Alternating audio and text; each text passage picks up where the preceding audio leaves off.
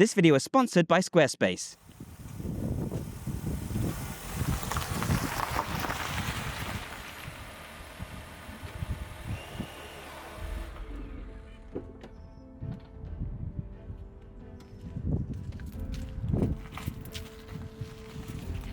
What if I was to tell you that there's an exercise that can build nearly every muscle in the body in one go?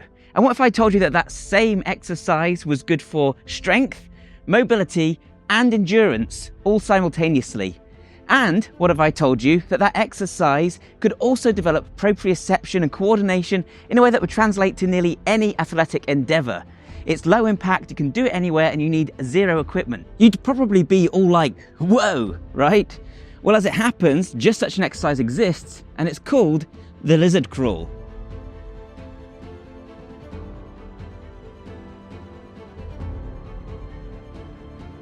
So I've talked about lizard crawls a fair bit in the past, particularly when I made my video on quadrupedal movement in general. I also named it as one of my top picks for the most minimal workout possible, but I've never actually made a video discussing the lizard crawl specifically, and that's a shame because it's actually one of my very favorite exercises, and I do have more to say about it.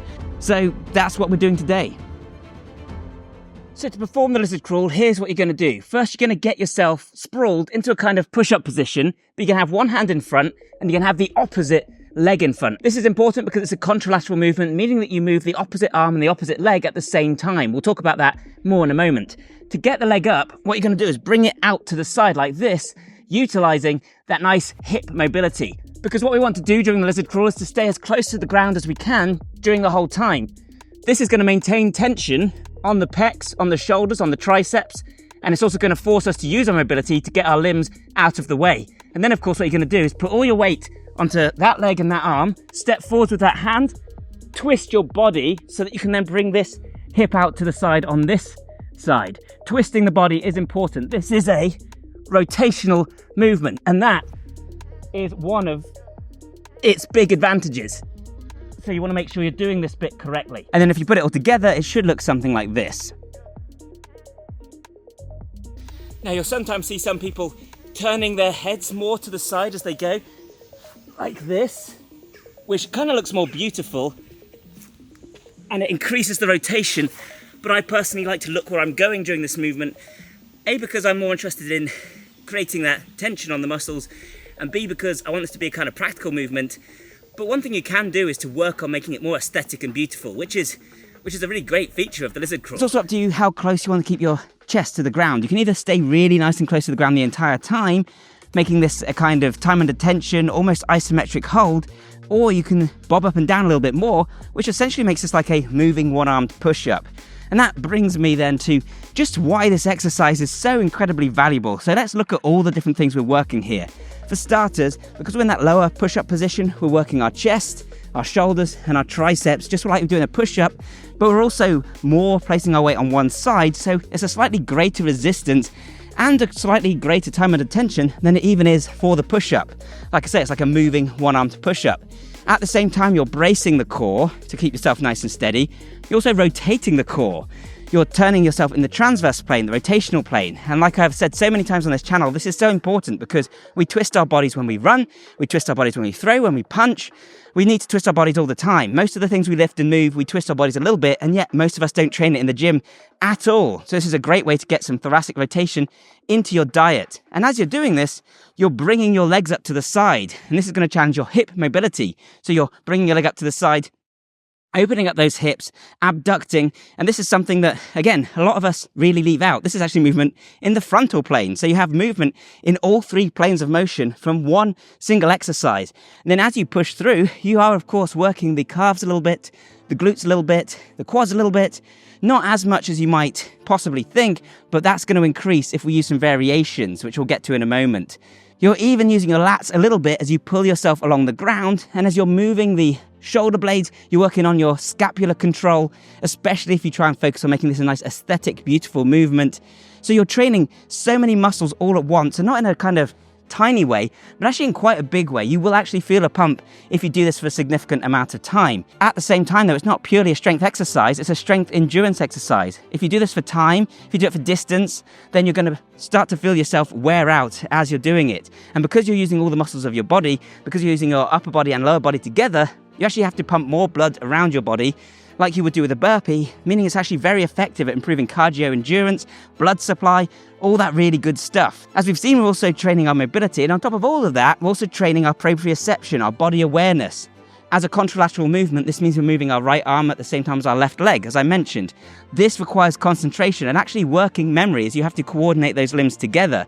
Over time, this is going to become more natural to you, and that translates to moving your left hip and right shoulder in other movements, such as throwing a ball, throwing a punch, even running. So again, this translates to pretty much any athletic endeavor, and at the same time, it's going to improve your ability to pick up skills as you become more aware of your body moving through space. It's simply a more complex movement than something like a curl, or even something like a squat, which does have a lot of nuance to it. I'm not saying it doesn't, but in order to just perform the lizard crawl, you need to really be focused and thinking about what you're doing. So how do you program this? How do you progress it? Obviously, you can do it for distance, or you can do it for time. So you can crawl for 1 minute, or you can crawl for 2 minutes. I highly recommend for most people 1 minute if you're experienced at the gym is a good starting point. Add on to it from there and do 3 sets of 1 minute, 3 sets of 2 minutes as you get more and more confident with it. If you're a beginner, then starting with 20 seconds, 30 seconds, even 10 seconds, whatever you can muster is a great goal. If you want to do distance, of course, then you can even focus on going quicker, and this is going to challenge you in a different way. It's going to incorporate, more cardiovascular endurance, more explosiveness.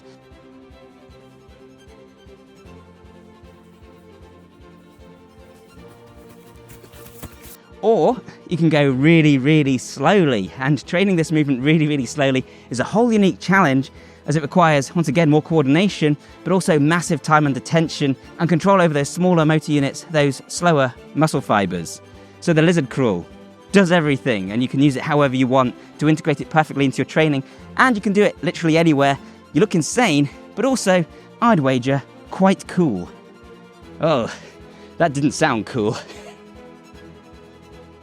Hopefully I've already demonstrated that the lizard crawl is an extremely powerful and versatile exercise, but there's one variation, or two variations in particular, that I'm quite proud of, that I use, and I've not really heard anyone else discuss, and that's to do lizard crawls up and downhill. When you do a lizard crawl up and downhill, it completely changes which muscles are most active. So if you're crawling uphill, this massively increases the role of the legs, as you're pushing from your legs to push your body weight now up the steep incline, and of the lats, as you're now pulling more with your hands. And depending on how steep the incline actually is, this can become almost like a form of rock climbing. You're like scrambling up the hill.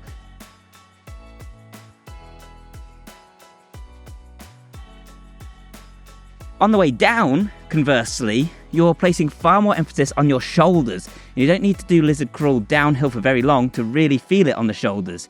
Obviously, you can do laps where you're doing up the hill and down the hill and getting both of those benefits at once.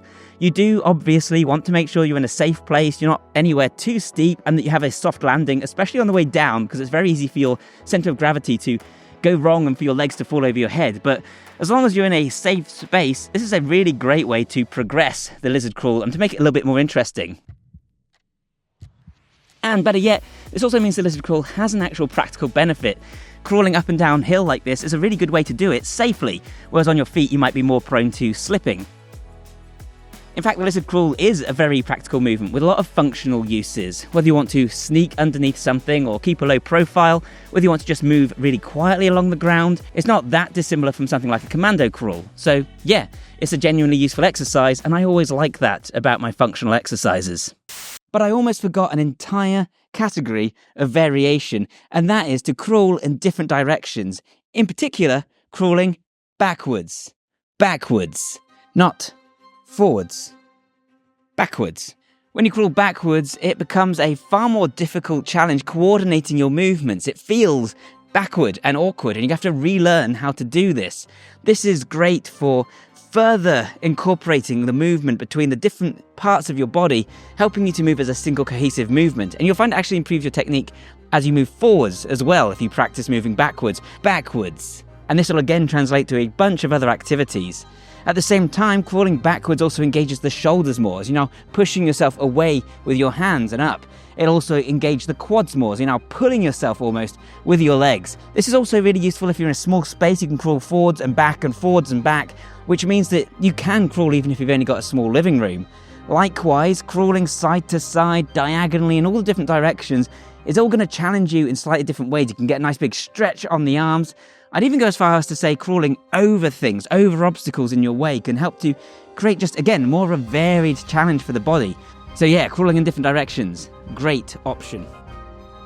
Of course, there are many other ways you can progress this movement, make it more difficult. Doing weighted lizard crawls, obviously, is a good option. And if you want to go easier, then of course start with an easier variation of the crawl, such as the bear crawl. And I recommend watching my video on quadrupedal movement for more on that and why it's so good and how to use it. Let me know in the comments down below, is the lizard crawl an exercise you use? Do you call it the Spider-Man crawl? Is it an exercise you're going to use now? And are there any variations that I didn't cover here? If you're interested in this kind of training that looks at more unconventional movements to develop not just strength and aesthetics, but things like endurance, mobility, skill development, even cognitive skills like focus, then you might enjoy my ebook and training program, Super Functional Training 2.0. There's a link in the description down below. Either way though guys, thank you so much for watching this one, and bye for now. Now I just want to make a quick shout out to today's sponsor, Squarespace. So Squarespace is a website building platform that makes it extremely easy for anybody to build their own website. I'm talking within a matter of minutes. All you need to do is choose from one of the many pre-made templates and then customize them to your heart's content. You'll have peace of mind knowing whatever you build, it's going to look modern, attractive and function just the way it should, and knowing that Squarespace already powers some of the biggest brands on the web, so it's more than able to handle anything you throw at it. It has all the features you could possibly need, ranging from appointment scheduling for anyone selling services online to make your life easier, to search engine optimization, which means your website can appear higher in Google searches so more people find it, and then there's community plugins which will help you to take it even further if you want to. I believe that in this day and age, everybody should have their own website. It just opens up so many possibilities. So if you want to find out more, go to squarespace.com. When you're ready to launch, go to squarespace.com/Bioneer to get 10% off your first domain or website. Thanks again to Squarespace for sponsoring, and bye for now.